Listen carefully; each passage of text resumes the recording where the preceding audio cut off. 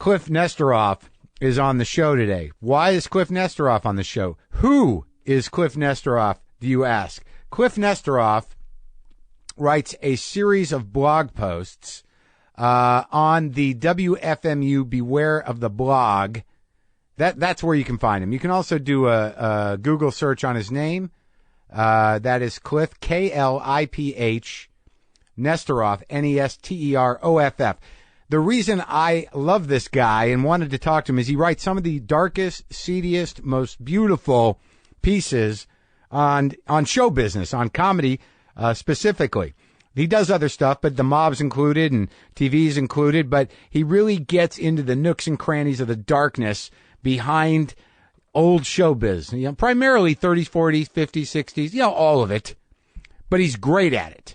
And I was completely enchanted with his writing. And when I met him up in Vancouver, I had no idea who this guy is. And like some of you don't know what I look like, especially the writer. You're like, I just pictured this guy, some dude who was probably in his 50s or 60s who had stacks of newspapers and clippings. But he's a young dude, used to be a comic, very animated. And I was thrilled to meet him. And I couldn't wait to get him on the podcast. I was extremely excited to talk to Kliph Nesteroff. And I'm excited to share that conversation with you. Before I do that, obviously, I'm going to babble on about some other things and maybe set it up a little more. But I want to thank Comedy Central for their ongoing support of WTF. They are a regular sponsor of the podcast. So let's get back to show business real quick and why I was so excited to have Kliph Nesteroff on the show. I just did Chelsea Lately today.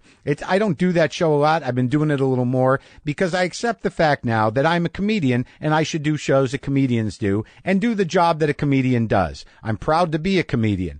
But there's also some other moment that I have, especially on a TV set or backstage at a show, where you're watching somebody else, you know, approach the stage, where you watch somebody, you know, leave backstage and then go on stage, and you're standing on the sidelines, and you see the transformation of your peer, in my case, go from like, all right, I'm going on. You good? Okay, I'm good. Are we good? All right. And then the announcing of the name, please welcome. And then boom, they're under the lights. And there's something so amazing about just being there backstage and watching somebody under the lights doing their job, performing, entertaining, bringing it to the audience. And I was at Chelsea today. And she runs that place. She runs a pretty tight ship over there. She's very pleasant. She's very professional. But like I was watching her, I was sitting at the panel and she came out to do her monologue. And just the difference between like, I know that person. I was, you know, backstage with that person. And now there they are under the lights. The makeup person is fixing their face. It's exciting. And it's my job and it's my life. And I've always been fascinated with it. But I've also been fascinated with, you know, now that I'm privy to being behind the scenes, because I am behind the scenes, is that when I was younger, I always was fascinated with the older actors, with you know, black and white photographs of people, black and white movies, watching old TV shows on Channel 11 in New York, the Dead End Boys or the Bowery Boys and Alfalfa and the Gang and the Three Stooges and Laurel and Hardy and all that. I was just fascinated with these old guys that I knew they were probably dead or old. And you remember that first time where you watch Laurel and Hardy as a kid and then you see a picture of Laurel and Hardy when they're in their 70s and you're like, what? Why? That's so scary. But they're people. And they're people with lives, and there's something sordid about black and white, and there's something sordid about, you know, the scandal. When I was young and in my room, I had got some magazine, a tabloid magazine, that had all these pictures of Fatty Arbuckle and Jane Mansfield and all the scandals from the great era of Hollywood. I cut out all the pictures and I surrounded my bed with them, not even really having a context with them. I was enchanted by the darkness that was just, I knew, just pulsating behind black and white images. So somewhere in my head, I began to feel like there were these mythic personalities that had these mythic dark capabilities. I don't even know how to explain it. There was a seediness to it. And now I'm part of show business. And I love it. I'm actually part of show business. And I'm excited because now some of that myth has been broken down a little bit, but not much. I still am very starstruck and excited. I'm very excited when people listen to my show or they respect what I'm doing, especially if they're movie stars. I'm not a star fucker, but I got to be honest with you, it's flattering. I went to a screening of Judd Apatow's new film. This is 40, it's called. And I was asking Judd through email if he wanted to do a little cameo on my show. And then he shot back an email saying, yeah, I'd like you to come to this screening at the Soho Club. So I of course, said, yeah, definitely. And it was a very small gathering of a very eclectic bunch of people that were pretty famous. And I never really know how to behave in those situations. I mean, it was a very interesting crew. It was Pee Wee Herman, Andy Samberg, Jon Favreau, Elizabeth Banks, Andy Dick, Phil Rosenthal, who's been on the show, was there. It was a very interesting, and this happens in Hollywood a lot, is that, you see strange groups of celebrities, just strange in the grouping of them, where you're like, but then you realize this is their business. These are business they're coworkers, for God's sakes. But I was pretty excited to be there. I was pretty excited that Elizabeth Banks wanted to be on my show. I was pretty excited to meet Jon Favreau because I'd never met him before, and he's a very nice guy. And Diane Cannon was there. But I guess I'm admitting that I love show business. Is that okay? Is that okay? I love show business. Can I say that? I like Chelsea Handler. I love show business. I was flattered to be invited. I guess that's it. Maybe I'm evolving out of the darkness, but that's the other thing. I am, and my girlfriend is too, extremely fascinated with the dark nooks and crannies of celebrity culture. And that's why we're going to talk to Kliph Nesteroff. Now let's get dark. Let's get seedy. Let's get into a conversation with Kliph Nesteroff. Please go read his stuff. It's awesome.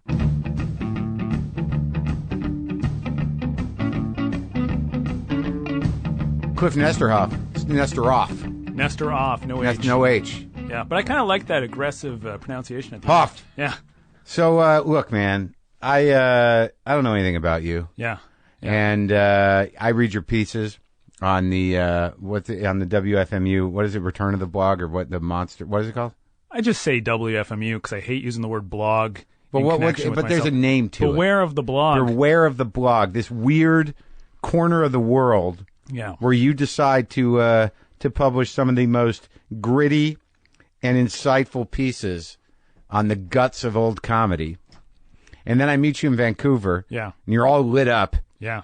And how old are you?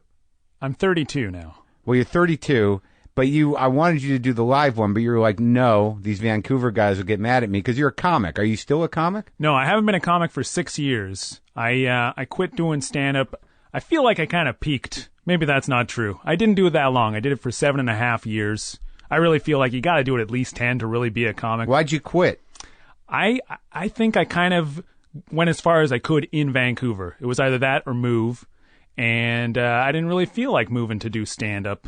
I kind of got sick of doing very similar shows or the same venues every week and seeing the same people. Yeah. And I love seeing the comics that I love, but when you do stand-up, you also got to see the comics that you hate and listen to them and deal with them.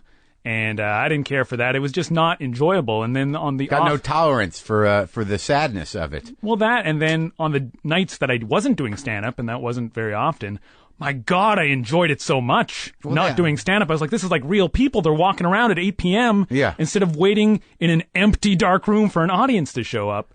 So you didn't have it in you.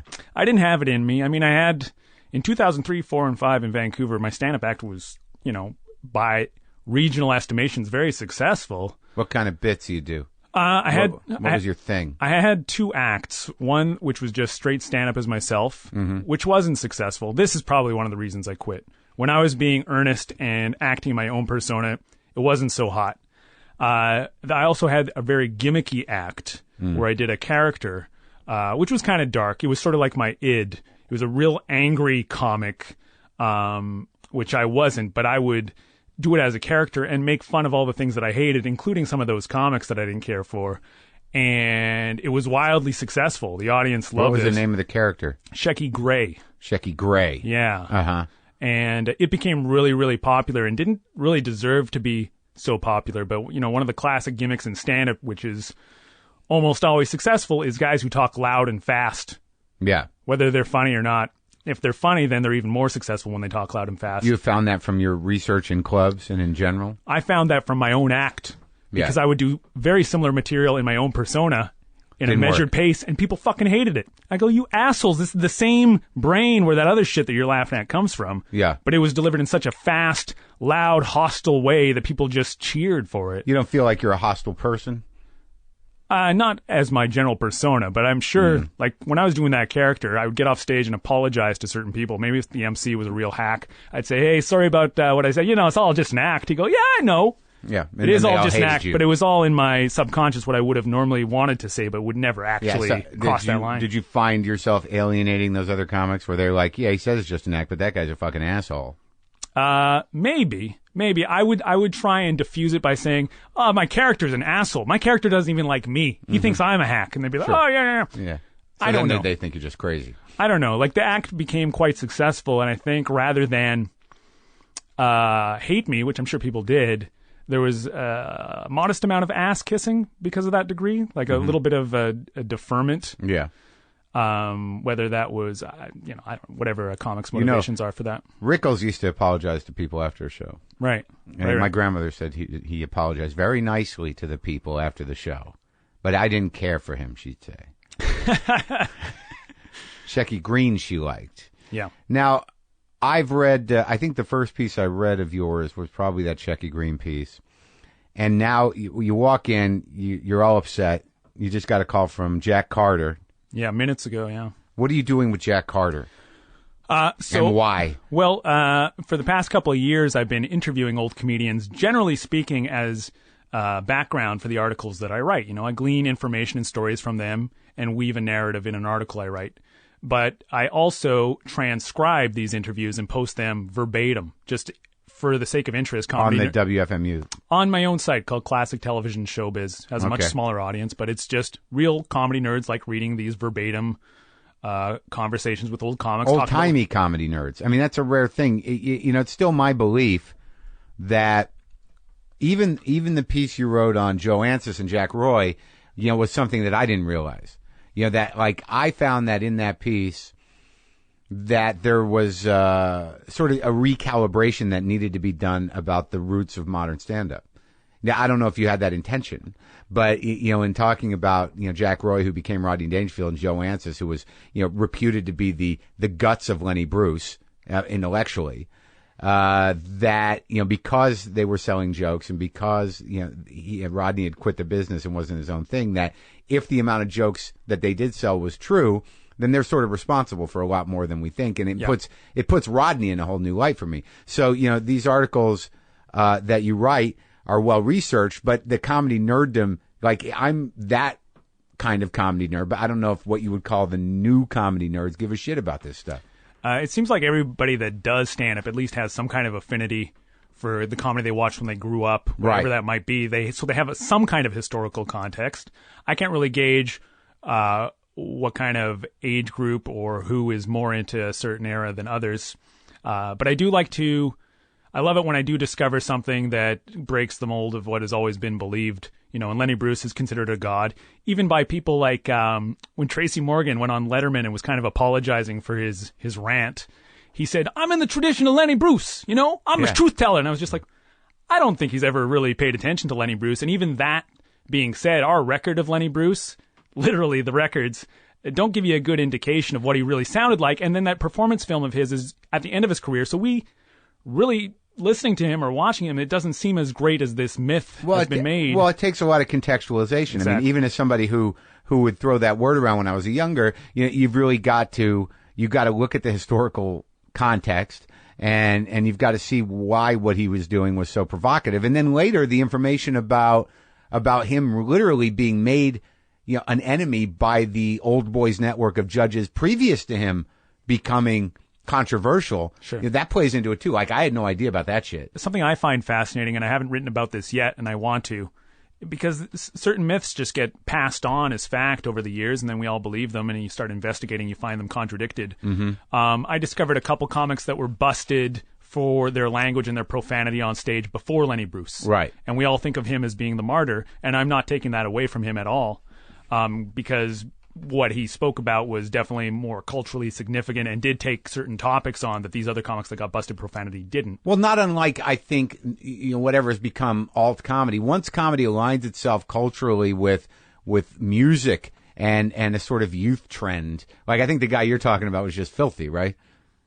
As far as I know, yeah. Right. Like, and he got busted on just, sort of community standards thing. But I think that Lenny became a real threat because there was an entire shift, that sort of, just post-Eisenhower beatnik thing, pre-hippie, that, once the youth becomes unpredictable, the forces that run society get nervous. Well, certainly. So I would never take that away from him.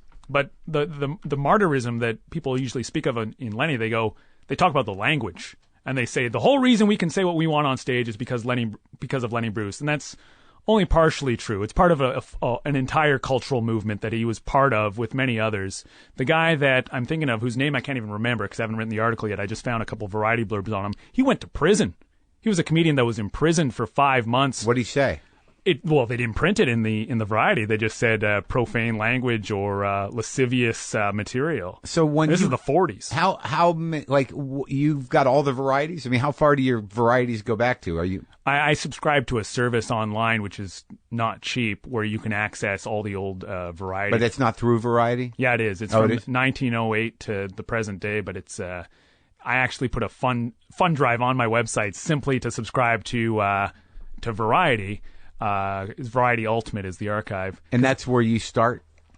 Generally, because it's the best resource. But that stuff that I found out about that guy who went to jail, I found out by accident. I was researching something else, and I saw that headline in the corner, and I was like, hello, what's this? That's the same way I found out about that comedian whose wife was murdered by the mob, Alan Drake, because I found a headline that said, comedian's wife murdered in mob hit. And I was like, oh, God. That's a great story. Let's come back around to that. Let's get back to Jack Carter. So you're dealing one-on-one with Jack Carter. Okay, so you interview these guys, you put the transcripts up. Obviously, there's something that Are you Jewish? No, Carl Reiner thinks I am. Oh, well, then you are. I guess. Yeah. He's the decider. I thought so. Yeah. But all right, so you're working with Jack Carter. Now, what was the problem? Well, I started interviewing him last April. Yeah. He was always a ubiquitous guy on TV. All I know him from is Hollywood Squares or Match Game, or both. Like in television shows. He was already old by the time I was a kid, but he was a Borscht Belt original. Really, he was a hokey guy in like a Milton Berle, Maury Amsterdam style. Right. And I would watch him on old TV shows, and I was like, there he is again. Oh, and then here's an episode of The Odd Couple. There's Jack Carter. But he's a second stringer, even among those guys. Like Freddie Roman, Jan Murray. He wasn't Milty. There was, 4 or 5 of those Borscht Belt guys that really became to national prominence in the early days of television. But there was dozens of second stringers. Well, Jack Carter, to be candid, I never really cared for. But I found him fascinating because he was on every fucking show. And I was like, he keeps popping up. And it was the same kind of hokey act where he'd stick his tongue out and cross his eyes and go, oh! Yeah. And wouldn't shut up, Any game show he's on, he's tearing up the cards, he's causing havoc. And so I got a line on him. I tracked him down. I decided, let's interview him. And there was a girth of history to him I didn't know about. He started doing stand-up in 1941. He had one of the first TV shows ever. Really? 1948, he was the host of Cavalcade of Stars, which Jackie Gleason took over because NBC courted Jack Carter and gave him the Jack Carter Show Saturday nights, 8 p.m. on NBC for an hour. That's big. It was the lead-in to Your Show of Shows for Sid Caesar. Right. But nobody remembers it, and Jack, to this day, is bitter about this. Yeah? Because he felt like he was railroaded. Sid Caesar. By who? He goes, Sid Caesar, he was the darling, the critic's darling, and I was treated like crap. Max Liebman said, he can't be doing ballet shit. That's our shit. So to this day, he gets angry. That Max Liebman shit still pisses me off. Really? So that was in April. I did these interviews, and they were transcripts for the internet and background for the material. And he knew that. Yeah. I said, this is for the internet. I interviewed him several times because he had so much material. He was the first guy to host a roast on TV, the first guy to host the Tony Awards on TV. He guest hosted The Tonight Show in the interim between Jack Parr and Johnny Carson. Jack Parr left. They hadn't brought Johnny Carson on yet. There was 6 months in there where they had guest hosts. And he did it? He did it for a month. Nobody remembers this stuff, and so he's really mad. Nobody knows this. And so he sees you as his vessel for relevance. Exactly. So after about 5 interviews, last September, he said, everybody's got a fucking book. Dick Van Dyke's got a fucking book. Betty White's got 12. Who's this bitch? Handler? Writing shit books about vodka? Bestseller? What the fuck? Jeff Ross, King of Roasts? King of Roasts! This 2-bit comic's been in show business for 3 seconds. He's King of Roasts. I did more roasts. Like, he just really steamed, So he goes, you know a lot about me. Maybe you should write my book. I said, sure, I'd love to. This is fun, you know? It's fun. That sounds fun. Yeah. So we decided I'll ghostwrite his book. So we started doing that in September, and that was the whole point. Well, Jack is almost 90 years old. Just 1 month ago, his wife showed him something on the internet, which was a transcript of our interview on my site, Classic Television Showbiz. And Jack Carter phoned me, and he goes, Cliff, I got a bone to pick with you. I said, yeah, what's up, Jack? He goes, my wife is on the computer. She says, oh, look at this. And there on the computer is every fucking word I ever said to you. It's going to hurt the book. I don't know who you sold this to. You're making money off of me. I go, I didn't sell it to anybody. It's my site. It's on the internet. It's your site? Then how did it get on her computer? No. Have you ever tried to describe the internet to a 90-year-old? Oh, God, yeah. Well, that comes back around to the Shecky Green thing, too. All right, so what happened after that? So I got him a gig in Boston, actually. I didn't tell him. I just recommended him, and he got the gig. And then For what? It was like... he still works? Sort of. What does that mean? He's burned so many bridges in the last 5 decades that he's almost persona non grata. He does some TV. But I got to imagine that the bridges he burned were built by people that aren't even alive anymore. I mean, it's got to be relative to who's he going to play to? He's going to play to the synagogues. This is how far-reaching his bad rep got, that in 2012, guys from 50 years ago are telling people, don't book him. Don't book him. You serious? Yes, I'm serious. So this guy emailed me from Boston. He goes, I contacted the Friars Club because it's like for old people, this show, and we want some old comedians. And I wanted Jack Carter, and the Friars Club said, no, you don't want Jack Carter. You don't want Jack Carter. So this guy emailed me and he said, I just wanted your opinion. I said, no, Jack would love to do it. He'd be great. He's got an incredible memory. He can just rattle off these old jokes like nothing. And he's been in show business for 70 years.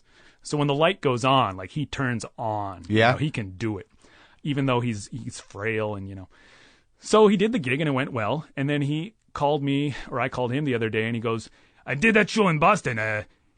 Do you know this guy? He mentioned your name. I go, no, I never met him, but he says nobody wanted to book me, and then he said that you said he should. I go, yeah, that's right. And then all of a sudden, Jack just was like, oh, well, you should come over for lunch tomorrow. You know, what's going on with you? Let's talk. So I went over to his house and stuff like that, and we had a good talk the other day at his house. Mm-hmm. 5 minutes before I got here to your garage, we were driving up, and my phone rang, and there was a question mark on the phone, you know, like, don't know the number. I thought maybe it was your assistant, because it was like 5 minutes before I had to be here. And it's Jack Carter. He goes, Cliff, I got a bone to pick with you. Again. I go, what's wrong? He goes, I was at somebody's house last night. All the laptops come out, and people will look up Jack Carter, and they say, look at this. Oh, look, you called this person a scumbag. You called this person a garbage pail. You'll say anything, Jack Carter. I was a laughing stock. They were all laughing at me. And he gets worked up like a snowball downhill. Goes, I don't know who you're selling this to. And you're making me, the people are the libel suits. And he just went crazy. It's just now. Just now. And to the end, and I was supposed to go to his house tomorrow to keep working on the book. He goes, we're through. You and me, we're through. And he hung up. So you're not, now you don't have any reason to be down here. Well, except to do this, which I appreciate. Well, I appreciate it too. Well, it's very funny that now is that the voice you're mustering up? Is that anything like the character you used to do? Yeah, a little bit too much. I don't think this sounds anything like Jack Carter. It does sound just like my character, but ironically, no. But that is, you know, in some weird kind of poetic channeling, it is the tone of Semitic fury that runs through what I would imagine to be, you know, the hearts of these guys that feel jilted by history. Yeah. Now, and that's what I saw in the dressing room of Vancouver. Like, I'd never met you before. I didn't know what you look like. I had no idea. We had one email exchange about a Shecky Green issue. And when you showed up, I'm like, this guy? Who's this guy? And then I'm talking to you, and all of a sudden that fucking thing comes out of your mouth. That voice. And I'm like, that is the Semitic momentum of bitterness and shattered narcissism that I think runs through a lot of these guys. Runs through me. It runs through, I mean, a lot of entertainers, but there's something specifically Jewish about it.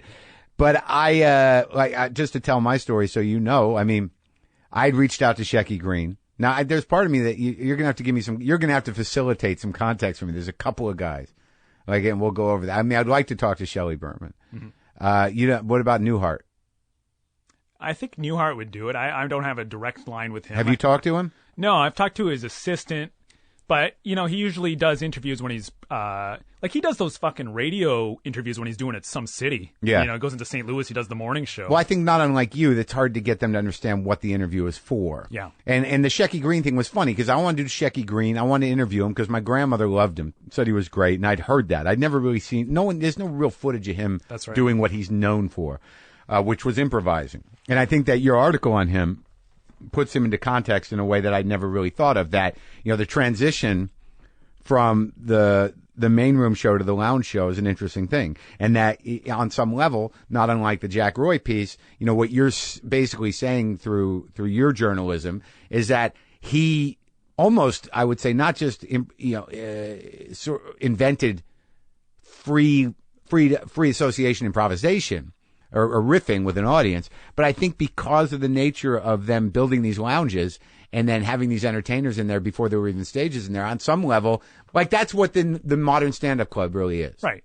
Is that, whatever was going on in the lounges of Vegas, because it was cheaper to do, and they realized they had another room where they could drag people in, that's easier to get them back out to the casino, in and out of the casino, and maybe stay in the house, was really the beginning of a stand-up club. Well, the lounge in Vegas, initially, it was thought, well, it's not such a big deal, so we'll just throw somebody like Shecky Green up there or Don Rickles. And they themselves felt it wasn't as big of a deal as a showroom, so they had that freedom to say, fuck it, I'm not going to do this material I've prepared, I'll just do whatever. Don Rickles will just start berating people, and it ends up being extremely successful, and same with Shecky Green, and that became what they were known for until it was in demand in main rooms. But it was really because it was a low-pressure environment, a lot like... And intimate. Yeah, and sort of like that alternative comedy concept of the early 90s. Suddenly we're in a more low-pressure environment. We can try things out. This audience is kind of comfortable with that. And we have a seed now of something that becomes something greater and organically builds into a legitimate act. Right. But it was born in a lower pressure environment. And also, but also the experience of being in the audience of one of those lounge shows when things are happening in real time and in the moment, those have got to be the best shows. Sure. So, okay. So I called Shecky before I even read your thing on him. And I didn't call him. What happened was I found his website. It looked like nobody maintained that thing. So I'm like, what are the odds I'm going to send an email to anybody? So I send this email 2 weeks later. I get an email back. Says Shecky Green's interested. This is his phone number. Don't give it to anyone. Like I'm like, there's a threat there that, that you don't want Shecky Green's phone number to get out there. So I kind of put it on hold and I didn't call him back because I had this whole idea that I was going to drive out there as sort of a pilgrimage to talk to Shecky Green. And then I read your article and I'm like, oh shit, that reminds me. I got to get in touch with Shecky Green. So I call that number and I go, Shecky Green, it's Marc Maron. I'd gotten in touch with you a few months ago about an interview for my podcast, my radio show. He goes, did you do that interview on me? I'm like, no. He goes, the one that, the interview. Are you the asshole? Like that. And I'm like, but just because I'd read your interview and I'd never met you before, I'm like, no, but I think I know who did it. Who, that fucking guy. Right. Why'd he say those things about me? Where'd he get that stuff? Where'd he get that stuff? I'm like, what are you talking about? He didn't even talk about the charities, and I don't know what I don't know what he's talking about, So then I get in touch with you just through the email off the site. And I go, I just talked to Shecky Green. He wants to know where you got this stuff. Yeah. And you said, Shecky told it to me. It was just his quotes verbatim in this article. But that's the funny thing is that, there's a conditional relevance they want. Is that, he's been known for years as this guy who was a drunk. He was a depressive. He drove his car into Caesars. He's responsible for the amazing Sinatra joke. That is probably one of the best jokes ever written. Wait, can you do it perfectly? I can't do it perfectly because it's one of those things that over the years there's different phrases for the punchline. But essentially he was beat up by Frank Sinatra. Well, no, the joke is Frank Sinatra saved my life. He said, all right, that's enough, boys. Yeah. Right? Exactly, right. So, that's great. But he was just, and you brought up this thing with a gun and Buddy Hackett and Reefer and everything else. But in the big picture, it's not that wasn't him or that he's saying it wasn't him, but it's like he doesn't understand why would anyone want to be known for that? Right. Like in his generation, it's like, that's the shit that I tried to fix. I mean, he's probably in his mind been trying for years. Yeah. to put that behind him. Yet that was what's really interesting about, his life. And so all he really wanted from you was for you to talk about the charities. Well, that being said, that article that I wrote about Shecky Greene, it's the most substantial thing that's ever been written about Shecky Greene. Yeah. And before I started writing it and researching it and talking to him, all I knew about Shecky Greene really was that the name Shecky is associated with comedy more than any other first name in history, to the extent that it's just a first name. And this was after you had named your character that. Like, you just named your character that. I just named my character that for the same reason anybody uses the word Shecky. They think of it like Henny Youngman, Take My Wife, Please. Right. They associate it with some shitty, hokey comic from the 50s without having any context for it, and I didn't either. Although, ironically, I've learned that my character was pretty close to the real Shecky Greene and the real Jack Carter, just totally by accident.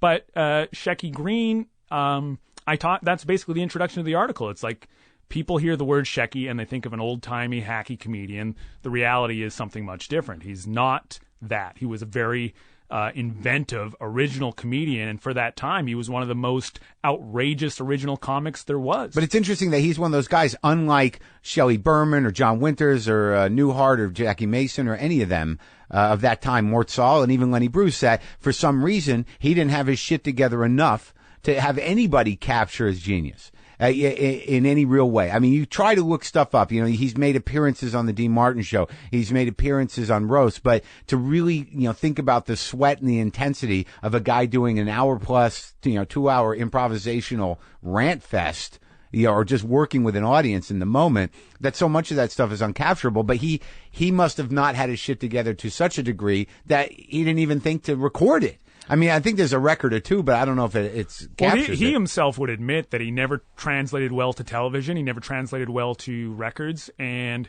I've asked other old comedians, why do you think that is? And they said, you just couldn't capture it. It took 20 minutes for him to just warm up. Right. And every show was different. And every show would be long. It would go from 60 to 90, sometimes 2 hours. And it was a real inside show.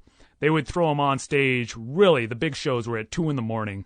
All the other comedians and singers had finished their last show of the night in Vegas, and everybody would go see Shecky. And a lot of civilians couldn't get into the show because it was all the show people wanted to see him. And it was a different show every time. And when I ask old guys, I was like, well, what do you remember of his act? They're like, I can't explain it to you. It's in the ether of the air. It was different every time. It was loud. It was inventive. He was just naturally funny. The way some comics are funnier in conversation than on stage. Well, but there are certain comics that's rare, but that live for that. And they're usually aware of it, that they're doing something that is real. It's raw. It happens in the moment. And after it's done, it's gone. Richard Lewis is now like that. There are people that will they don't know exactly what they're going to do, but when they do it, that makes it all worthwhile. It's not even a matter of like, I should have recorded that or anything else. Is that to be in that moment and to transcend reality in that present is what they're after. And Richard does that now. I mean, Richard is out there, pounding the pavement in comedy clubs because he fucking loves it and he thinks that's his legacy, that, I'm the real deal.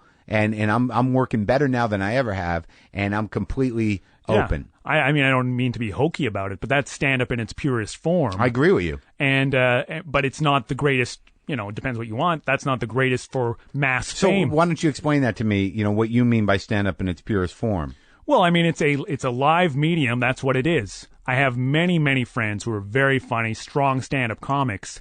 And then they do a comedy special, and I know people that don't know them see the special and say, that guy's not funny. And then you got to go, well, you got to see him live. Exactly. Yeah, I've been living with that reality for my entire fucking life. But, the best analogy I can give it is if you've ever seen somebody videotape a play, a Broadway play, and they show a clip on the news. Tonight, it's opening, and you look at it, it looks like the shittiest, hokiest thing.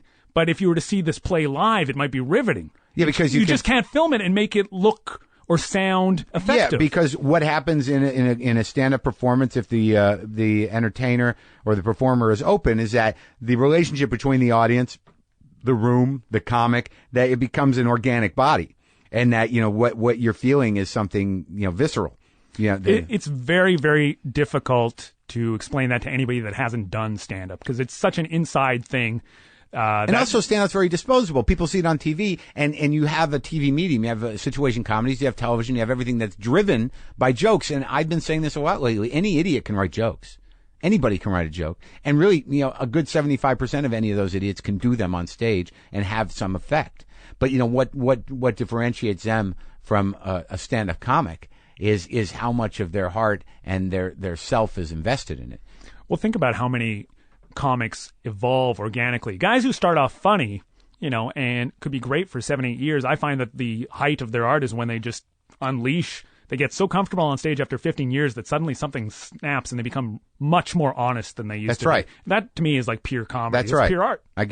I'm with you on that. So what was the moment where you became, because I have this sort of dark obsession, that, your stuff speaks directly to some sense of, I can't even call it nostalgia, but there's something fascinating about the eras that you write about, which I would say was probably from, 1940 to 1970. Sure. Right?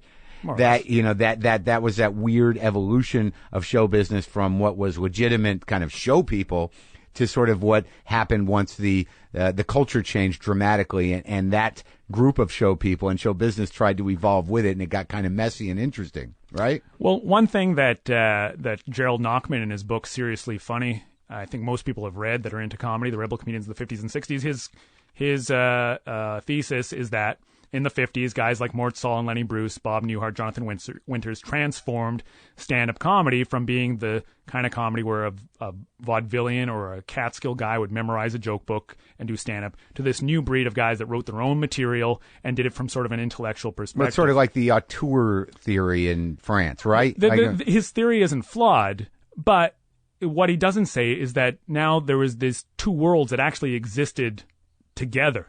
Parallel. It's not comedians like and stand-ups. It wasn't like one ended and another one started.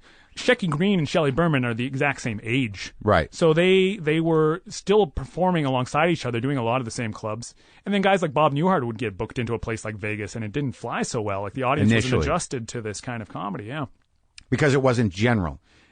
It was just different. It was just different. In fact, I heard a great anecdote about the night that Bob Newhart did his first Ed Sullivan shot. A bunch of comics were around a TV in the Friars Club watching it, and Bob Newhart spent 90 seconds setting up his first bit, and these Friars guys were losing it. They're like, this kid is going down in flames. Yeah. He's bombing. Yeah. 90 seconds without a laugh. Oh, my God, I can't even watch it. And Bob Newhart brings down the house with the last 4 minutes, setting up this routine, and these guys, when his spot finished, they were silent. So they didn't know what to make of it. Well, they come from the old rule: you need to laugh every 30 seconds. Yeah, or quicker. Yeah. Yeah. When I did the Chevy Chase roast, Freddie Roman actually said, because I tanked, and they were able to pull it together with a little sweetening and a little cutting, but they interviewed me in the Observer, and because I made a choice. I made the choice to acknowledge that I was tanking, and Freddie Roman's like, you never do that. Yeah, I read that article. It was horrific. Whoever wrote that. But that's what I mean. Like the guy who wrote that Observer article obviously has never done stand-up in his life. And he was on the side of Freddie Roman saying, these guys do know how to do stand-up. And these other guys, it's not that simple, you schlub. No, I mean, the choice to get the laugh no matter what was the choice I made. And it wasn't pandering. It was really self-deprecating. You're right. But what was the moment where you're like, what sparked your interest in this particular portal into this darkness? I mean, there must have been, I understand you had this Shecky moment. Yeah. But what was the moment where you're like, I remember I met Jimmy Durante when I was a kid. My grandmother, we were in Vegas. We met my grandmother in Vegas. I must have been 9 or 10. We grew up in New Mexico. They come from Jersey, go to Vegas. And somehow or another, she found out Jimmy Durante's room number. And, I didn't know Jimmy Durante. She knew Jimmy Durante. But by that time, he was already in his 70s. Right. And she's like, let's go meet him. Cha-cha-cha-cha. So we go to this room, and my grandmother knocks on the door, and an old man with no makeup and no hair in a wife beater, like horrendous looking, opens the door and goes, hello, and I'm like, oh my God, who is this? And my grandmother's like, hello, Mr. Durante, this is my grandson, who's terrified, and he did the little, and I'm like, all right, great. And why'd we bother that guy? But from that moment on, and also I saw Jackie Vernon when I was like 11, and I loved Jackie Vernon. I saw him on TV with the slideshow thing. I thought it was hilarious. So he comes to Albuquerque, played some lounge at a Hilton hotel, and my parents took me. I must have been 11 or 12, and just sitting right there on the stage, and having seen a guy on TV do this thing, and then seeing this fat, sweaty, guy, with a worn out tux collar, just like there was something there that the humanity of it was so profoundly more interesting to me than what was happening on television. Sure. Which I think that moment probably dictated why I ended up where I am. Well, there's a level of desperation, no matter what the era of show business, and certainly no matter what the era of comedy.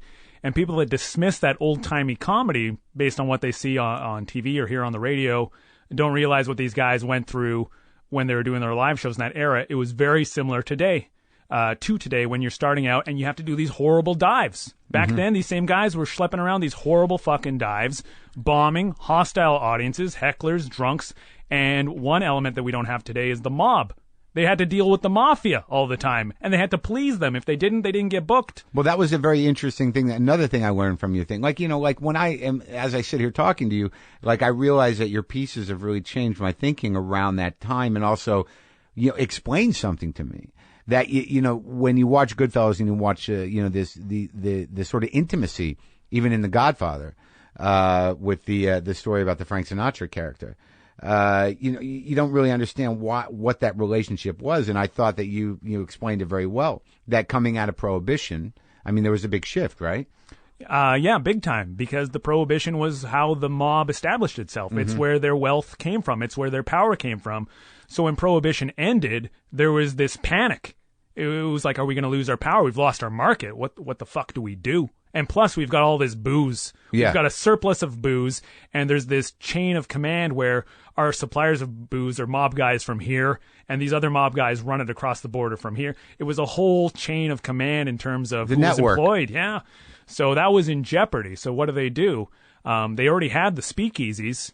They already had all these venues, and was it all going to go to waste? So they decided, well, let's sort of do a switch and make them legitimate. We own them. We're not paying any overhead for the actual venues. We have them. They turned them into nightclubs, and they started booking performers because they couldn't attract people based on the fact that there was clandestine booze anymore. You can get it anywhere. You can go to a liquor store now and buy it. So the booze was the star before. That's right. So now they had to sort of keep it making money, but obviously it didn't have. They had to bring people to the booze. They had to bring people to the booze, and it had to be more than just some cockamamie singer. They went tenfold. They said, let's put on the biggest shows possible, like vaudeville, but instead of in a depressing, shoddy vaudeville house, we'll put it in the most glamorous, beautiful nightclubs possible. So those were the dinner clubs. Those were the supper clubs, yeah. So places like the Copacabana in New York. Miami Beach was really the hotbed. It was Las Vegas before Vegas. We're talking about the mid to late 30s is when this stuff exploded. Miami Beach was the hottest place for comedians, the most work, the most glamorous supper clubs, all through the 40s and 50s. Even during Las Vegas's heyday, Miami Beach was still a real hopping place. But that was that really sort of puts the history behind that bit of business in The Godfather, that the mob contract with a performer was solely to bring people into their venues to buy liquor, which is really what a bar does now. But I mean, that the intensity of it and the amount of money and power the mob had, they were able to draw these huge acts and to guarantee that those people brought business to where they were, gambling and liquor was. And that was legal. Yeah, and the difference also back then was that a lot of these mob guys were so hands-on with their operation, which is not necessarily the case with a lot of places now. It's much more corporate now. Back then, go to an improv. I wish there was a mob guy at the improv. Like, these guys really took their dudes under their wing. And that's also where the relationship sort of built, that there was a comfort that, because there's those records, that great bit that Lenny Bruce does about Shelley Berman, making fun of the mob guys, right? Yeah, he picks on it, and it's a true story too. Shelley Berman actually told me the story himself in his own words, and said what Lenny Bruce said was absolutely true. How he was on stage, there was a guy being loud in the audience, and he got mad at this guy in the audience. Could you shut up, sir? I'm trying to do a very intimate piece here, and the guy wasn't so happy with him. And when he got off the stage, the owner of the club, who I'm assuming was also mob connected, this was in Chicago, came over to Shelley and said, "You got to go apologize to that man. And you got to be earnest and gracious, and you apologize and say it won't happen again." He goes, "Nah, I'm not going to do that. The guy's a fucking asshole. Right. He's talking during my show. Yeah. It's the most important climax of the whole bit. Yeah. It's a father talking to his son. I'm not going to." He said, "You go apologize to him now, or you don't know. Not only is your career going to be over, your life might be over. Go and apologize to that guy." And it was one of the most powerful mobsters in Chicago. We're talking about the early 60s. And that's exactly what he had to do. He had to go grovel. Shelley Berman has a lot of pompous pride. He's not the kind of guy that would normally do that, but he had no choice. So even those And new you found wave comics had to deal with that mob element. But you found that is a story that a lot of comics have. Oh, yes. Yeah, Jack Carter was threatened by the mob 6 different times in 4 different cities over the course of his career. Because he's an audience guy. He picked on people, or he picked on a woman with a crazy-looking hat in Chicago as well, I think. Some woman in the middle of his show walked in with this thing with all these feathers, like a hat that was like 4 feet tall, and sat down like in the front row or the second row. And the whole audience saw that, and Jack Carter saw it, and you're not going to just let that go when you are an audience spritzing guy. Yeah. So he went to work on this hat. You know, what the hell's that on your head? Da-da-da-da-da. Looks like this, looks like that. Oh, well, you got a crazy hat, blah, blah, blah. Did this 5-minute rant.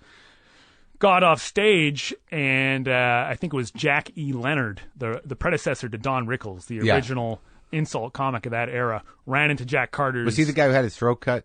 Jackie Leonard? No, that's Joe E. Lewis. Okay. There was a lot of middle initials back then for some reason.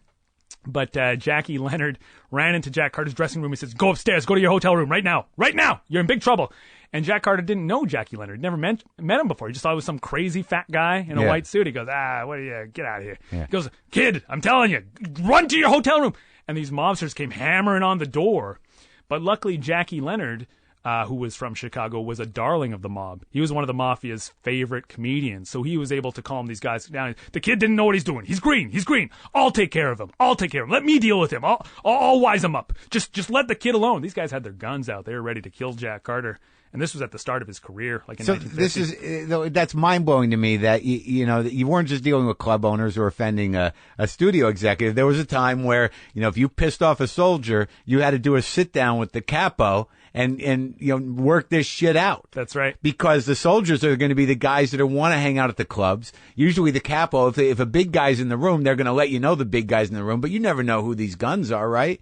So there's probably at that time a good possibility in a mob-owned club that there were 3 or 4 contract killers ready to fucking pull a trigger at the drop of an insult. The other thing that's interesting about that code is that it works both ways. Sometimes if a low-level mob guy picked on the comedian and the capo felt that he was out of line, then that low-level mob guy would pay the price. And that happened with Jack Carter in Miami Beach. I think in the early to mid-'60s, he walked into a steakhouse that was connected to the club afterwards, and this young sort of upstart mob tough just got tough with Jack Carter and slugged him, and they got into a fist fight. And Jack Carter didn't know why. He was just blindsided by this goon. And Jack Carter phoned a friend there in Miami Beach who knew everybody, knew who everybody was. And he said, I don't know what's going on. I just got attacked by this mob guy. I don't know if I'm in trouble.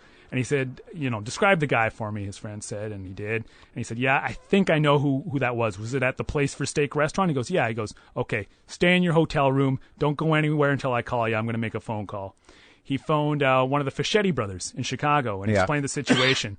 And Fischetti said, oh, yeah, I know that guy, Gil Beckley. He's out of line. He's out of line. Yeah. Jack Carter said he got a phone call from his friend 4 hours later in the hotel room. He goes, okay, it's okay. You're clear. And he goes, well, what do you mean? He goes, don't worry about it. It's okay. He said he was reading the paper a week later. This guy who attacked him was found floating in the ocean, his body parts chopped up and thrown in a garbage can. Probably not because of the Jack Carter thing. Well, it was only a few days later. And this guy but was I mean, out of line. generally, no matter that guy, it must have been the last straw. Well, yeah, I mean, I'm exactly. sure in Jack's mind, he thinks like, that guy got what he deserved for beating me up or getting in a fist fight, but that must have been the last fucking straw. I'm sure you're right. Yeah. I mean, come on. You're not going to, you know what I mean? They're not going to kill a made guy because some Jew got insulted. Right? But that story, let's get back to this thing though, because you say this is the people you grew up with. I mean, you're younger than me. I didn't say I grew up with them, but I used to see a lot of Jack Carter, and frankly, I'm a bit of a fraud because when I talk to these guys, they assume that I'm almost their age. Because I know about them. Well, that's crazy because I know you're younger than me. Yeah. But what I'm saying is, what was the moment for you where you're like, that guy's a window into something that is dark and rich and overly fascinating, that is just filled with festering dark weirdness. Fairly recently, like I've been able to consume a lot of this stuff through YouTube and the internet, and really without that, I would be lost. I don't understand guys that had researched shit in the 60s and 70s and wrote elaborate books and went to libraries, and I was like, I can't even conceive of that. Not only how you would go about doing that, but why you would ever want to fucking do that when I can just go on the internet and do a simple search and watch some videos. But with guys like Jack Carter and Milton Berle, especially, who I always hated, and I've come to Did you write on him, though? No. But I always kind of hated him, but I've come to like him. But he and Jack Carter have a similar quality that fascinates me. If you watch them in almost any television footage doing stand-up, they got this sense of desperation in their eyes. Look at their eyes. Yeah, they're darting around. They're never comfortable on stage. These are guys that were in showbiz their whole life, and they're still not comfortable on stage. There seems to be this undercurrent that they're terrified that at any moment the audience is going to turn on them or not laugh at what they say. And Milton Berle, who was a master, stepped on his laughs constantly. He went from one to another. And it was because there was this fear, I think, instilled in him that people weren't going to respond, that wouldn't like him, and he overcompensated. Or they'd see him. Yeah, see the real Milton Berle. I mean, I noticed that too about guys that go too fast in my own mind is that, because what happens if the laughs stop? What are you going to do then? I mean, you're going to desperately try to get laughs, but in that desperation, you're going to reveal your hand, which is you're a sad, desperate man. That desperation is the undercurrent that fascinates me, and I think it's the undercurrent for most stand-up comics and most performers. But to actually see that was a through line and a constant through all the showbiz history, I think is something that's not quite acknowledged. We think of dark comics as guys that were addicted to coke in the 70s and 80s, but back in the 30s and 40s and 50s, it was just as dark. But people think it was a squeaky clean time, that it was a Leave It to Beaver era, and I try and... Well, show people have always been show people. Yeah. I mean, in the jazz age is the jazz age, but before that, there was always, bennies and... pills and Dilaudid. Exactly. I think that television just distorts this for us, and then people who get their history from watching TV of that era have a totally skewed sense, especially when I talk to old people who go, I don't like the language of these young comics today, when some of these old guys are the dirtiest, most foul-mouthed, most vile guys you could ever listen to. Yeah. But there are also guys, not unlike guys today, and I think the thing that we share is that, they're guys who chose to do this fucking ridiculous thing with their life that really forced them, and I'm sure there's certainly a level of freedom to it, but for guys that had to comment on the way things are and make people laugh at their own lives, these guys live completely off the grid lives. I mean, some of them have wives and kids, but show people still have to go into the caves every night, and they have to sit there and eat with other annoying Jews until 4 a.m. and figure out who's funnier and who's joke. But there's that moment in Broadway Danny Rose, that table in that deli. Who's that? Was Jack Capri, Gale, Jackie Gale? Jackie Gale, Sandy Barron, Will Jordan, and... was Capri, Dick Capri? Corbett Monaco. Oh, Corbett Monaco. Yeah, I mean, well, a lot of those guys are dead now, right? They're all dead except for Will Jordan. Yeah, Jackie Gale was filthy, and he was Lenny Bruce's best friend, right? They were close. Right. Yeah, I don't know if they were best friends, but... What do you think of this, though? There's this weird thing that I got, and I don't know if you got it, too. How many of the roasts have you watched, the Dean Martin roasts? They all kind of blend together. Did you see that one that Don Rickles hosted? That it looked like he was doing, it was a special one, and it was mostly a celebrity audience. It was almost done. Oh, that's from the Dean Martin show. Yeah. Right. It was done on a soundstage. Yes.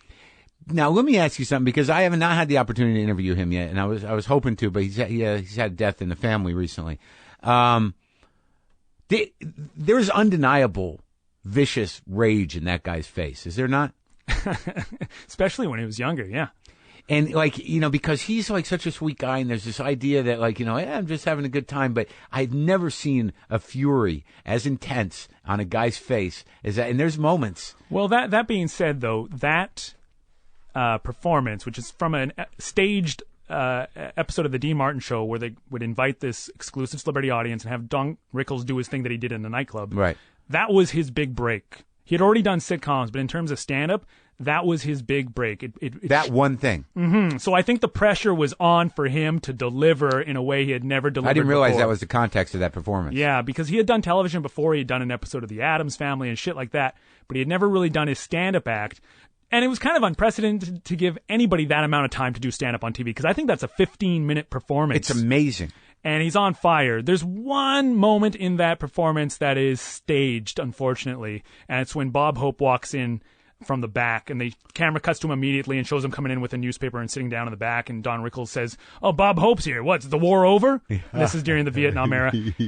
And that line, which is a great line, is a line that did happen, I think, a couple months earlier in Vegas when Bob Hope walked in and he improvised that, and they recreated it. Oh, God, I remember some of those moments where when he was on those roasts when I was a kid, it killed me. When Jimmy Stewart, I talked to the family, you're doing fine.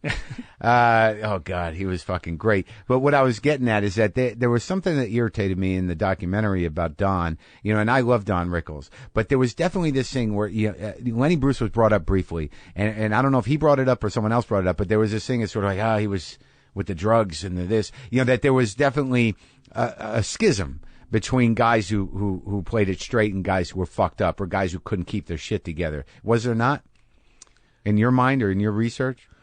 Well, I think everybody was fucked up. It was a matter of those who degree. Who did dope and who didn't. Yeah, and who was able to control that persona and let it affect their career or be shown or to ruin them or not. Shecky Greene was as fucked up as anybody, and to this day, I don't think anybody but I think really it ruined realizes him. To that degree. I think he would say it ruined him. But I don't know how he's not acknowledged in the same way it is with some of the other guys like Lenny Bruce. Maybe because he died so young. But... And also because of the reach of his relevance. I mean, that Lenny Bruce became mythologized, while he was alive. And someone like Shecky Greene is a footnote in some ways in the history of comedy. Yeah. But, Lenny Bruce set some sort of fucked up standard. Yeah. Yeah. Do you think he killed himself? Well, his drug problem goes back further than anybody realizes. It started, it started in the late 40s. When he was still just a mimic. And he was still an clown. impressionist. He was doing heroin at that age and that era. So I think his health was going to be compromised one way or the other. Like, he was an addict very early on. And think about it. For a long time. In that era, the attitude towards heroin addicts and the idea of getting a clean needle or scoring your heroin, it was a darker period, even though it's still the darkest thing in the world. Sure. He was addicted to smack down, as we call it in Canada, in 1949. I like down. Well, okay, so now, we discussed, the Shecky Greene. We discussed the Jack Roy. I think that the seminal pieces for me that really changed the way I thought was, the Shecky Greene piece, the Jack Roy Joansis piece. And like that, let's get into that story about Alan Drake a little bit. Sure. That in that piece, that's where I really learned about the sort of, the business structure of the mob evolving. Let's get into that story about Alan Drake, because this is a fascinating thing to me. Well, Alan Drake was a comedian I only learned about a couple months ago. Yeah. A total cockamamie comic, which is a word I picked up from talking to these old guys. Not an original guy, right? No, just a substandard joke book memorizing comic from the 40s. And he never really had any fame, but he played all the same kind of supper clubs and nightclubs that everybody did. He was an opening act, but he started out as a cab driver in Miami Beach, and he used to drive mob guys from one place to another. And this one mob guy named Anthony Carfano took a liking to him and said, "I want you to be my personal chauffeur." And he hired him put him on the payroll as his personal chauffeur, and Alan Drake got to know all these mob guys. At the same time, a couple comedians that are forgotten, a guy named Jackie Miles and a guy named Lenny Kent, who were very desperate, sad, fucked up comics who fucked a lot of whores and had drug addictions as well. And Jackie Miles was really famous for about 5 years because he didn't go to war during World War II and all the other comics did, so he got all the work. Anyways, that's another story. Alan Drake used to drive those comics around, and they thought he was really funny, and they sort of prompted him. They said, "You should try and go up on stage. You're a funny guy." And so he did. He slowly started doing stand-up while he was still the chauffeur for this mobster. And this mobster said, "I got connections. I can get you some good bookings in some of the supper clubs." What family was he in? He was under the tutelage of, well, it went back and forth. It was initially Vito Genevieve's crime family, and then when he went to prison, it was taken over by Frank Costello. And that's part of the crux of the story. Right. But at the time, he was in the Genevieve family. Yeah. He was just a soldier. He grew up with Genevieve's, and so they were quite close. Mm-hmm. And he was a surrogate in Miami. Genevieve's was in So he's a big New York. guy. Yeah, he was big enough. Big enough. And he kind of looked after the operations. He wasn't a hitman, but he made sure everything ran smoothly in Miami Beach at their entities that they had there, which were several. So he said, I got connections. I can get you some good bookings. I can get you into the Copa in New York. You know, that's a top club. I can get you into this club and that club. And Alan Drake said, yeah, by all means. He didn't have that great of an act, but he was hitched to big opening act or big headliners like Tony Martin and the big singers of the day. And even in a couple of the Variety reviews I found, it was really quite amusing knowing the backstory now, where it said, Alan Drake is opening for Tony Martin, which is interesting because Tony Martin usually has top stars opening with him. Maybe there's more than meets the eye. There's like this ominous But no tone. one's going to point a finger. Yeah. So he did that. But little Anthony Carfano was his nickname was Little Augie. It's funny, though, that even Variety was not going to fuck with that. Yeah, nobody would fuck with But that. they knew it. Yeah. Because, like, at that time, in show business, certainly in the boots-on-the-ground show business, the mob was running most of it. Oh, yeah. Yeah. By all means. So Little Augie, Anthony Carfano, was a bit of a Machiavellian in the sense that Alan Drake had a gorgeous wife who was a Miss America and a showgirl, and the mobster, Little Augie, loved her. Yeah. So he started sending Alan Drake on the road to do these gigs in New York, and meanwhile he starts fucking Alan Drake's wife while the comic's on the road, and they became very intimate. Over the course of a couple of years, this went on.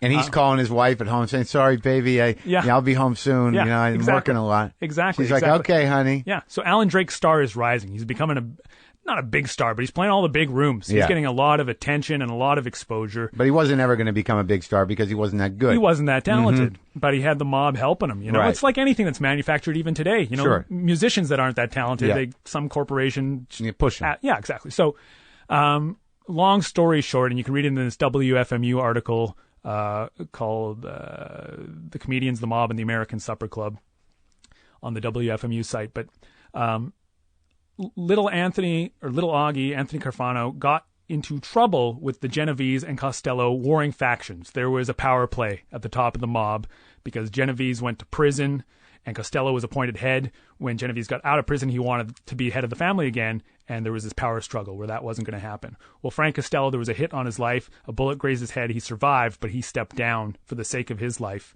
But anybody that had been associated with him was now persona non grata, and that included Alan Drake, the comedian, because he had been under Frank Costello for the last 10 years doing these nightclubs that Frank Costello ran. And so when that happened, nobody wanted to book Alan Drake. But Genovese was still, what happened to Little Augie? I mean, the thing is, like, he was a Genovese guy, right? So why, when Genovese took back... Because when Genovese took it back over, he went to all the guys and said, okay, Costello's not in charge anymore. You're with me. Who was true to me. So don't talk to Costello. And Little Augie wavered. He hem and hawed briefly. He went, because he was really loyal to Costello. He was hedging his bets. Yeah, he didn't want to get knocked off by the guy he wasn't. He was saying who's going to win this. Yeah. And he went with the one he ended up going with Genovese, but he hesitated initially. He went, I don't know. Yeah. And because of that hesitation, Genovese never forgot it. So he took Little Augie back under his wing. He said, okay, kid, you've made the wise choice. Kept him close, not letting him suspect that he was going to be knocked off because of that hesitation a year earlier. So Alan Drake is on the road doing a show in Washington, D.C., and Little Augie is fucking his wife, and they go out for a night on the town. And that night when they were returning to their car, there was hitmen waiting for them. And they drove them out to some part of New York, somewhere out in the Bronx, and they murdered Little Augie and his date, which was Alan Drake, the comedian's wife. So she got murdered in this mob hit while he was on the road. And when that happened, that's when Alan Drake's career ended, because he was still associated with Little Augie, who had just been murdered. So none of the guys at the nightclubs wanted to defy the top mob guys that had just murdered Alan Drake's connection. So his career went right into the toilet because his whole career had been buoyed by the mob. Right. And that was a sad story. And you found out more about the wife? I didn't find out that much about the wife other than the fact that she had been questioned in connection with a different mob slaying in 1951 and another mob slaying in 1950.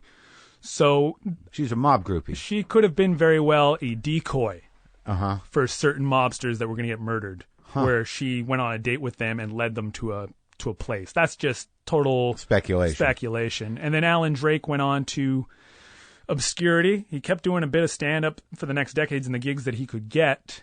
Red Fox was friends with him. I think it was a drug thing. They were both big into coke. And Red Fox got him some guest shots on Sanford and Son in the 70s. Oh, yeah? Yeah. And then I talked to this guy, Saul Weinstein, who wrote for Alan Drake, wrote for Joey Lewis, the guy who had his throat slit, and wrote for another mob comic named Jackie Cannon. And he told me that he eventually left Alan Drake, stopped writing for him because he got too weird and too dark and too drugged out. And that in order to survive, because he couldn't get stand-up gigs, Alan Drake became a cocaine dealer. That's not in my article because I discovered that later. Wow. I've seen stuff like that happen. Not in that era, obviously.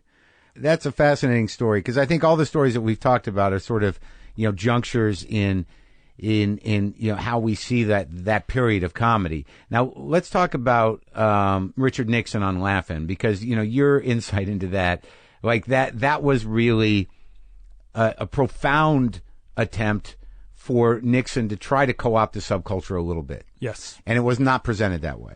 No. You've talked to George Schlatter. I've talked to George Schlatter. I didn't interview George Schlatter for that article, but I've been friendly with George for the past year. He's a fascinating guy. I heard David Cross on your show talking about Bernie Brillstein and his relationship with him, and that's how I kind of feel with George Schlatter. Just this larger-than-life, old-timey guy, a throwback to another era where guys in charge of large entities are very personable, very big, and have crazy fucking stories of their early career. Like George Schlatter produced the Judy Garland show in 1963 for 6 episodes until he was fired by CBS. And just all kinds of crazy things. Then, of course, he created Laugh-In and helped discover Lily Tomlin and Goldie Hawn and gave a lot of big people their starts. Lorne Michaels, one of his first jobs writing for Laugh-In, George Schlatter hired him. All this, crazy backstory. So I like George Schlatter. But I grew up watching clips of Laugh-In on Sweeps Week specials and things like that. And I always found it kind of hokey, Yeah. But there was always this kind of story. It was the old guard trying to appropriate the hippie culture. Yeah, let's do 40s jokes, but paint people's bodies with flowers in a psychedelic fashion, right. But people used to say, oh, it was a real counterculture show on the network. All the hippie kids loved it. Maybe they did, but I don't think they did. You watch it, it's very square. Yeah. It's very, very, very, very square. So I wondered where this came from, this idea that it was a counterculture show. You still kind of hear that. Oh, we were so risk-taking, so ahead of our time. You'll hear Schlatter and people say, I don't think so. And any show that has Richard Nixon as a guest star, and there's that famous clip of him saying, sock it to me, the catchphrase on Laugh-In, and Nixon can't even pronounce it properly, the sock it to me, any show that uses Richard Nixon, that's not a counterculture show. You've bought into the system, right? And there is speculation that cameo by Richard Nixon put him over the top to be elected president in 1968. And it was part of an elaborate... That and the rigging of the actual voting, I'm sure. It was an elaborate effort to reshape the persona of Richard Nixon because when he did that famous JFK debate in 62. The sweaty Nixon. Yeah, he came across so poor on television. Yeah. And the famous story is that affected the election, and that's why JFK won and Nixon didn't, because JFK looked good on TV and Nixon didn't. So when that happened, Nixon and his organizers regrouped and said, we can never let that happen again. We have to learn everything we can about television, about manipulating the medium for our benefit, how to present a context for Nixon so people don't actually know what he's really like because they would never vote for this fucking shady guy otherwise. Yeah. And a lot of the guys on the Nixon staff for those several years were young university kids, right-wing university guys, like University of Chicago kind of guys, who had just discovered the works of Marshall McLuhan. Right. And they had read Understanding Media, The Extensions of Man, in which McLuhan talks about all these things, about how you can shape perceptions and shape people's thoughts by effectively using the television medium. Right. And so they used these principles of Marshall McLuhan and applied them to Richard Nixon to shape him into a guy that people would vote for. And one of the young Turks that was involved in that was Roger Ailes, who went on to found or be president of Fox News. Evil wizard. So he was a low-level producer on the Mike Douglas talk show in the late 60s, and Nixon was a guest. And that's how Roger Ailes met him. And he said, Mr. Nixon, I got some ideas that might help. He was brought on staff, and he was one of the people instrumental in cultivating Nixon for all the talk show appearances and his appearance on Laugh-In in 1968, along with one of the head writers of Laugh-In, a right-wing comedy writer named Paul W. Keyes, who would eventually be on the payroll of the Nixon administration at the same time that he was one of the head writers of Laugh-In, which seems like an incredible contradiction for those who think of Laugh-In as this counterculture beacon. Right. That's a great fucking story. Roger Ailes, who knew that? I didn't know Lorne Michaels wrote for Schwatter. Mm-hmm.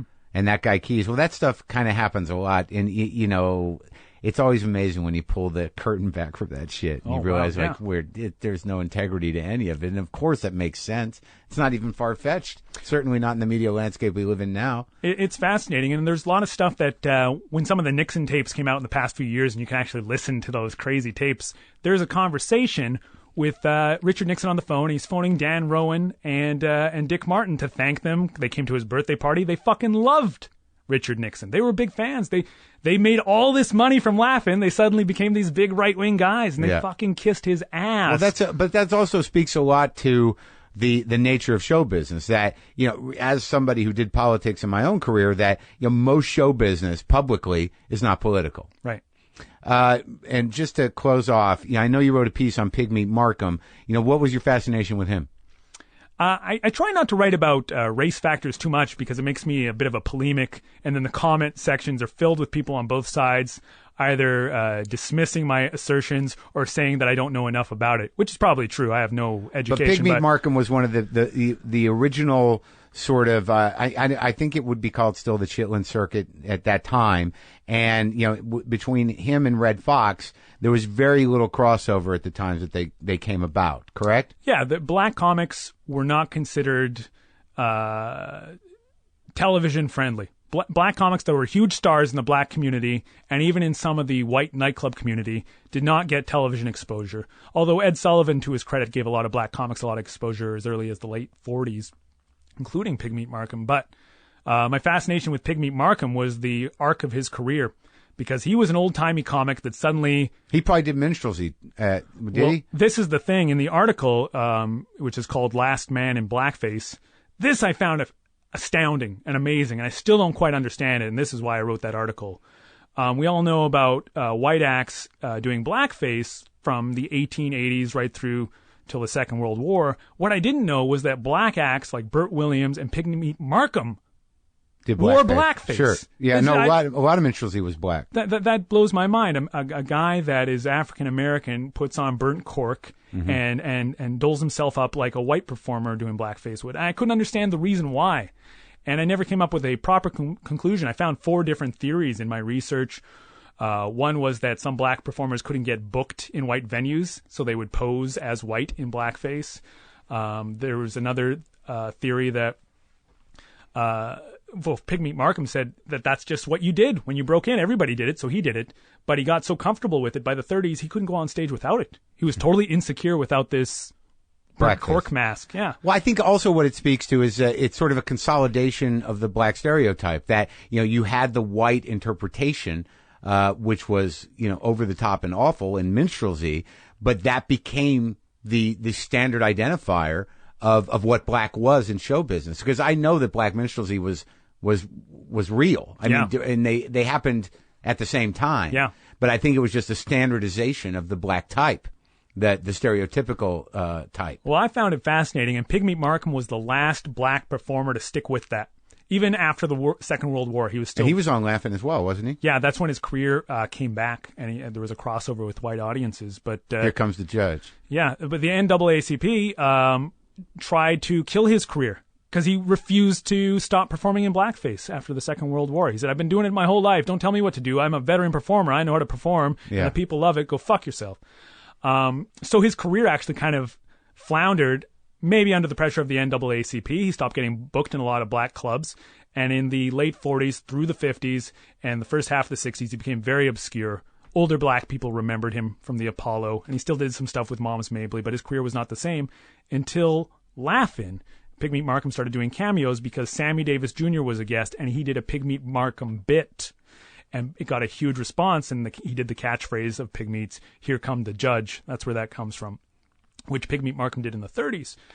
And Sammy grew up watching Pigmeat Markham, so it was like an homage. He was dressed in a judge outfit and said, "Here come the judge." And I think George Slaughter or somebody around there said, "Whatever happened to that guy who used to do that, Pigmeat Markham?" And I don't know who said it, but somebody said, I think he lives in this rooming house, you know, in Washington, D.C. They tracked him down. They flew him to Los Angeles. They taped the episode at the NBC studios in Burbank. And it revitalized his career, mostly because of this fucking catchphrase, you know, Sock it to me. Here come the judge. Another reason why Laugh-In was really a lot of bullshit. It was based on all these catchphrases. But that revitalized Pigmeat Markham's career. He was in his 70s, suddenly had records coming out again. Chess Records was pressing all these comedy albums by him. A song called Here Come the Judge, backed up by a bunch of soul artists, which was actually fucking great. And he got big gigs. He was opening for Aretha Franklin in the early 70s, all this kind of stuff. And he became a big star again. I think he died in 1974. Did he stop doing blackface? I think he did, yeah. He finally came back, and I think maybe they said, no more blackface. All right. Kliph Nesteroff. Yes. Kliph Nesteroff. Thank you for talking to me. Now, where can we get these? I want people to go to you. And also, dude, you gotta get that Mob Story is a great movie. You been having any talks? None. All right. Jack Carter was my only connection with Beverly Hills. Now it's all over. Unfortunately, it doesn't end well, but there's got to be somebody that's, I mean, all right, we'll talk about it. So it's a WFMU. If people, the easiest way to find it is just to Google my name, Kliph Nesteroff. KLIPH, spelled ridiculously. Look that up. You'll find a link to, or type that in with WFMU. You'll find an archive of articles about the dark side of old-timey comedy. Thanks for talking, man. Thanks, Mark.